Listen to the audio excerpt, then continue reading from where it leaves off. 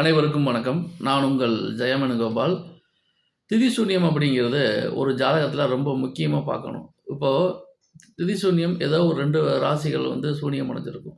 சதுர்த்தசி திதியில் பிறந்தவங்களுக்கு மட்டும் 4 ராசி சூன்யம் அடையும்.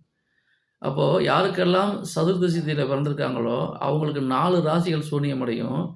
அந்த 4 ராசிகள்லையுமே கிரகங்கள் இருந்துச்சுன்னு வச்சுக்கோங்க, அந்த கிரகத்துடைய தசா புத்திகள் மிகப்பெரிய பிரச்சனையை கொடுக்கும். நல்ல விஷயங்கள் கண்டிப்பாக ஜாதகருக்கு நடக்கவே நடக்காது. ஆக எந்த திதியில் பிறந்தாலும் சரி 2 பாவம் மட்டும்தான் பாதிப்படையும். யாரெல்லாம் சதுர்த்தசி திதியில் பிறந்திருக்கிறார்களோ அவங்களுக்கு மிதுனம், கன்னி, தனுசு, மீனம் இந்த ராசிகள் கண்டிப்பாக சூன்யமடையும்.